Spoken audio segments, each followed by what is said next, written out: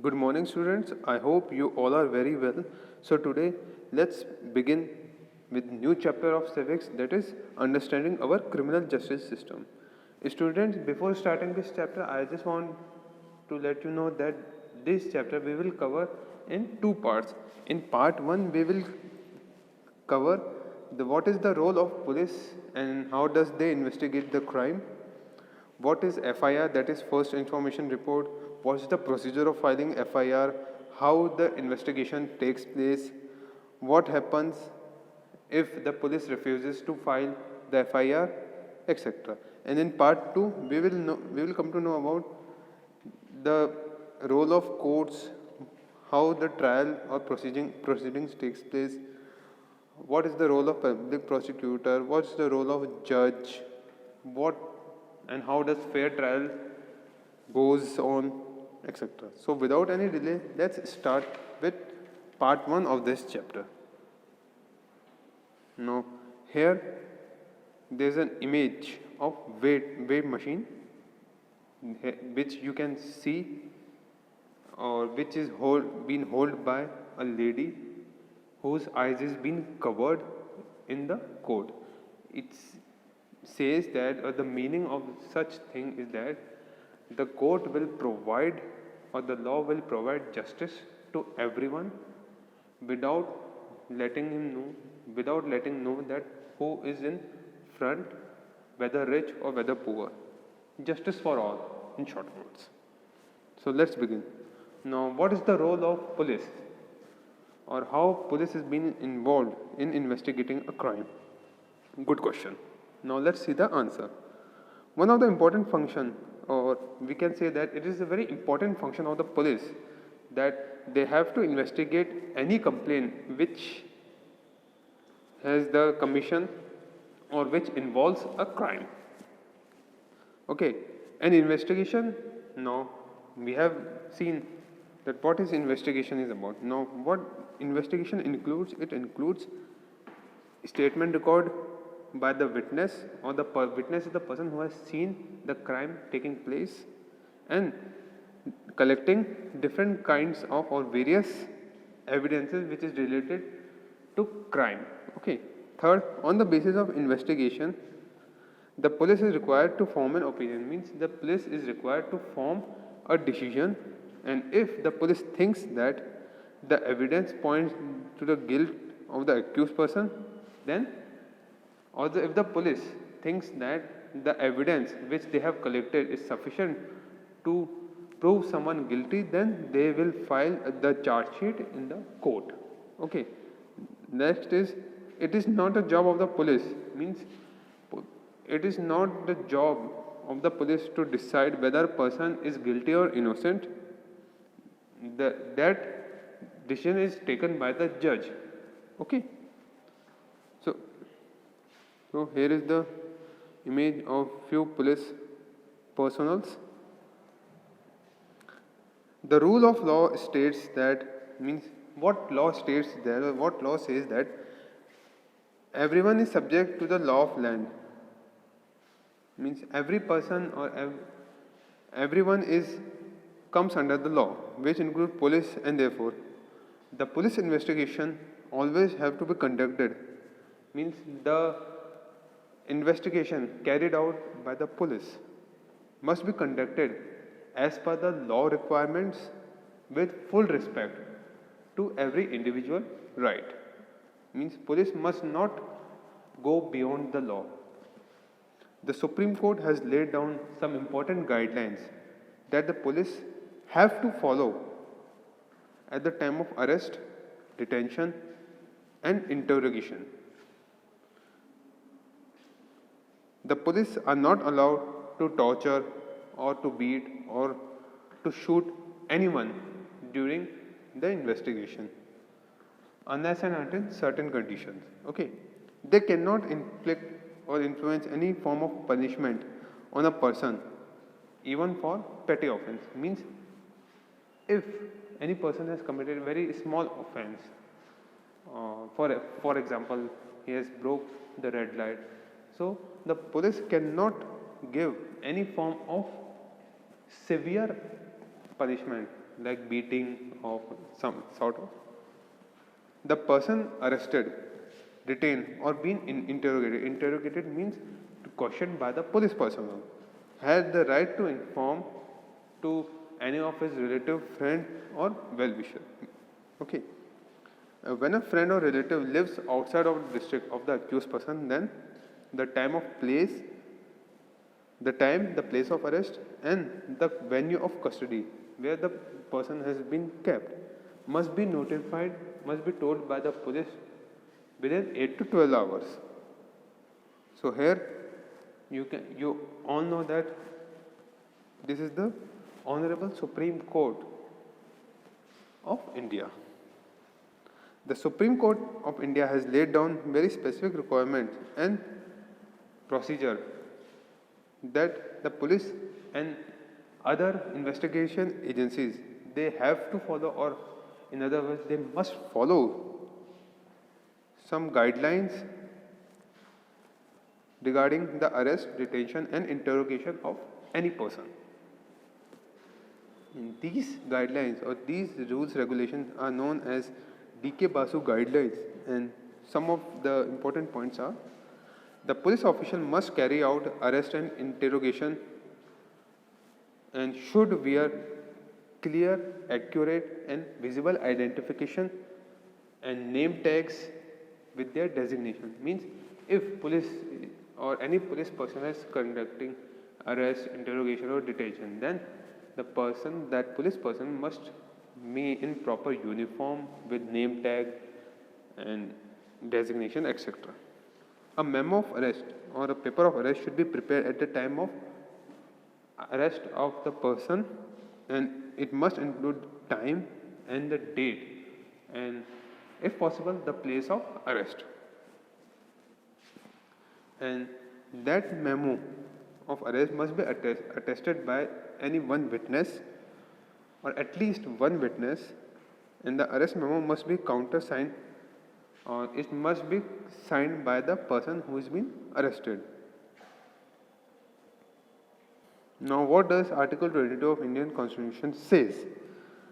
It says the right to be informed at the time of arrest of the offence for which the person is being arrested. Means if police is arresting any person, then the police must clearly say that on what basis they are arresting that person.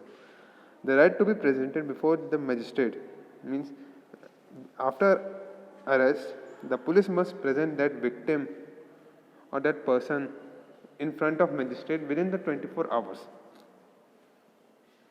and that person has the right of not to be ill-treated or misbehaved or tortured during the arrest or in the custody with the police. Next is confession made in the police custody cannot be used as evidence in the court of law. And a child under age of 15 and the woman cannot be called to the police station only for questioning. Means woman and boy under age of 15 they cannot be called as per the law in police station. And if police wants to ask anything, they must go to them. Okay. Now here on your screen you can see an image of F.I.R. means First Information Report. Now what is F.I.R. is all about, how it is being filed, what is the various other procedure, we'll study. The F.I.R. First Information Report. The First Information Report is a written form of complaint which is formally registered a crime that has been committed at any place. And then an F.I.R. can be filed either by the victim of a crime or by someone on behalf of the victim. And other people, it is not compulsory that the victim has to file F.I.R. Other people who have seen the crime being committed, they can also go to the police station and file the F.I.R. It is supposed to be filed only at the police station where whether whose jurisdiction crime has been committed. It is compulsory that, or it is very necessary that the FIR must be filed in the police station. In 1999, a court ruled that police doesn't have the right to reject an FIR on the ground that the crime has been committed outside its jurisdiction. In the judgment by the Court of Law in 1999, the court says that police cannot reject or cannot say no to the person to file an FIR if the crime has been committed or taken place outside of their jurisdiction. A police officer is obliged to file an FIR means the police officer must file the FIR under the law or as per the law and transfer the matter to the concerned police station later. Means, for example, there is a crime being committed in area A, but the police of area B cannot reject the FIR to getting filed. They can do that once they register the FIR with them, and then they can transfer the same to the concerned police station. Okay. And now here comes the question, how and where to file FIR. There is a step-by-step procedure. Let's discuss. The person who has to file an FIR, he or she has to visit the police station and meet the officer in charge for getting the FIR being filed. Then the person has to narrate each and every event point by point which is related to the offense, and the same will be recorded as per the law by the policeman or the officer. The information given by the complainant or the victim is signed by him or her, okay, and the complaint, and he can ask for the copy of FIR. And the police, it is the duty of the police to provide the free copy of FIR to the victim or the person who is registering the complaint. And then the FIR, the recorded FIR is entered in a book or in a register which is being kept by the officer in charge. And once the FIR is being filed, then the case is being registered, and when the case is being registered, the investigation takes place. So here the image or a presentation when the person in your right of your screen goes or visit to police station, and on the left there is an officer in charge in police. The person or the victim talks to the police officer and narrates the event, and then police officer writes down and log the FIR. The FIR, and what comes in FIR, what is being recorded in the FIR? Date, time and place of the offense or where the crime is being taken place, and what was the series of event also, if known, and if the accused person or the person who has committed the crime, if the identity is being known, then this is also been mentioned. The FIR also states the name and address of the complainant, means the person who has filed the FIR, his name and address is also mentioned. And there is a prescribed form, that there is a form in which police files an FIR, and the victim or the complainant person who is registering the FIR has the legal right to get the free copy of FIR by the police, and the police cannot ignore this. And during the investigation, the police is in control of the proceedings, means police can take the proceedings or continue proceeding as per the requirements, but before the charge sheet is being filed. The investigation officer or the officer who has been investigating the particular case collects the evidence related to the facts or collect all the necessary materials related to the facts of the case, so that he or she is able to prove allegation against the accused. And the written report that he prepares on the basis of investigation means FIR is filed, FIR has been filed, and then investigation takes place. And when investigation is completed, the report is being prepared by the officer, and that report is known as charge sheet, and that charge sheet is being then filed in the court. Okay. What happens if police refuses to record an FIR? Sometimes police refuses to record the FIR, and in such case, the complainant can meet the SP, the Superintendent of Police, and bring this that police is not registering the FIR to his notice. A complaint can also be lodged in the court, and the Supreme Court has directed the police that police must record an FIR, and they cannot refuse to do so by doubting the credibility of complainant.